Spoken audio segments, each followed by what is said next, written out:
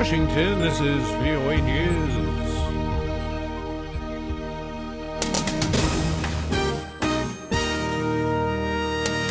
I'm Ray Kouguell reporting. Jordan promises revenge against Islamic State.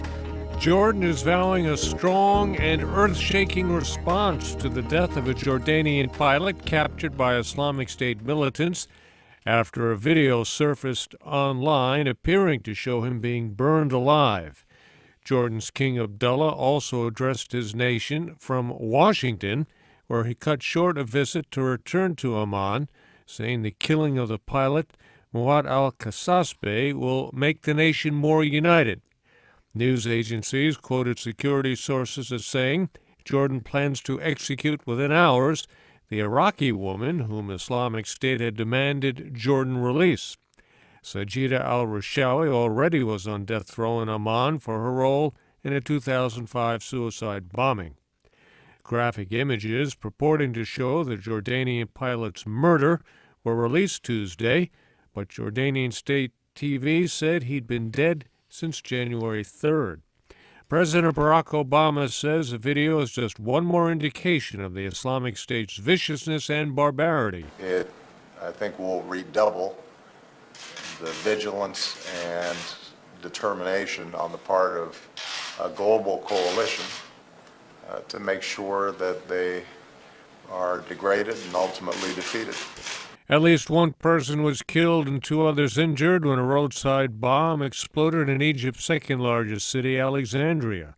Tuesday's blast happened just hours after two explosive devices were discovered and defused at different terminals at Cairo's International Airport.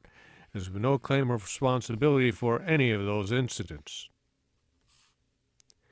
Fighting between the Ukraine military and Russian-backed separatists killed at least 8 civilians in eastern Ukraine.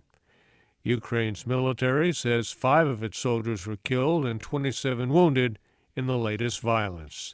This is VOA News. 3 French soldiers were attacked Tuesday by a knife-wielding assailant outside a Jewish community center in the southern French city of Nice. 2 of the servicemen were injured and treated at the scene. The attacker was arrested.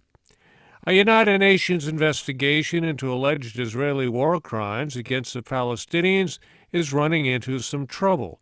Robert Berger explains. Israel has welcomed the resignation of William Shabbas, the head of a UN commission investigating whether Israel committed war crimes during the Gaza conflict last year. Shabbas is an outspoken critic of Israel and had previously offered consultancy services to the Palestinian Liberation Organization, or PLO. Israeli officials accused Shabbas of anti-Israel bias, and they refused to cooperate with the UN inquiry. Prime Minister Benjamin Netanyahu said that in the wake of Shabbas's resignation, the UN Commission should be scrapped. Robert Berger, Jerusalem. Mary McGowan Davis, a member of the Independent Commission of Inquiry on Gaza, will replace Mr. Shabbas. The United States carried out a drone strike in Somalia against a senior leader from the militant group al-Shabaab. The Defense Department says the missile strike south of the capital Mogadishu last Saturday targeted Yusuf Deek, the group's chief of external operations and planning for intelligence and security. The results of the strike were not confirmed. Hundreds of Chadian ground troops have entered northeastern Nigeria as part of a growing regional offensive against Boko Haram insurgents. Witnesses say Chadian soldiers and vehicles crossed a bridge from Cameroon into the Nigerian town of Gambaru. The World Food Program is scaling up its humanitarian operations in Malawi to help the country cope with some of the worst flooding it's seen in years.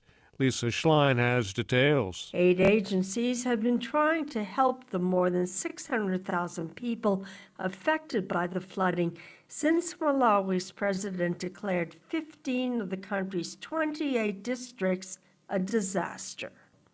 WFP spokeswoman Elizabeth Beers tells VOA Many people living in the worst flood-affected places and in remote areas are extremely difficult to reach. Roads, bridges are damaged or washed away. Some flooded areas remain cut off from markets and food supplies. The agency says it urgently needs $17.5 million for its expanded flood relief operation in Malawi.